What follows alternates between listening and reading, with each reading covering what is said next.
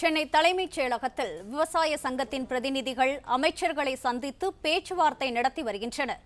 கூடுதல் தகவல்களை எமது செய்தியாளர் மகேந்திரன் வழங்க கேட்கலாம். மகேந்திரன், வணக்கம். வேளாண் பட்ஜெட் தாக்கல் செய்யப்பட்ட நிலையில் அமைச்சர்களுடன் விவசாய சங்க பிரதிநிதிகள் சந்திப்பு மேற்கொண்டுள்ளனர். இது குறித்தான மேலும் விவரங்கள். சென்னை தலைமைச் செயலகத்தில் விவசாய சங்க பிரதிநிதிகளுடன் அமைச்சர்கள் பேச்சுவார்த்தை நடத்தி வருகின்றனர். நேற்று வேளாண் தனி நிதிநிலை அறிக்கையானது சட்டப்பேரவையில் தாக்கல் செய்யப்பட்டிருந்தது. இந்த நிதிநிலை அறிக்கையை பல்வேறு விவசாய சங்கங்கள் வரவேற்றிருந்தாலும் ஒரு சில விவசாய சங்கங்கள் நிதிநிலை அறிக்கை மீது விமர்சனங்களை முன்வைத்திருக்கிறார்கள்.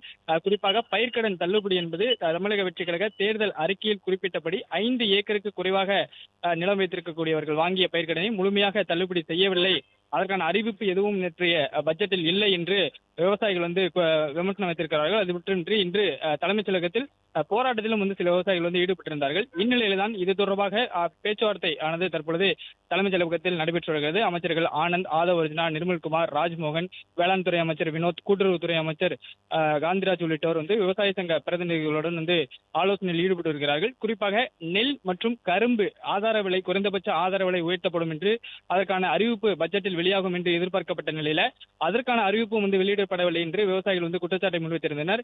இதற்கான அறிவிப்புகள் மானிய கோரிக்கையில் வெளியாக வாய்ப்பு இருக்கிறதா என்று விவசாயிகள் கேள்விகளையும் எழுப்பியிருந்தார்கள். இது தொடர்பாகவும் அமைச்சர்களுடன் விவசாய சங்க பிரதிநிதிகள் பேச்சுவார்த்தையில் ஈடுபட்டிருக்கிறார்கள்.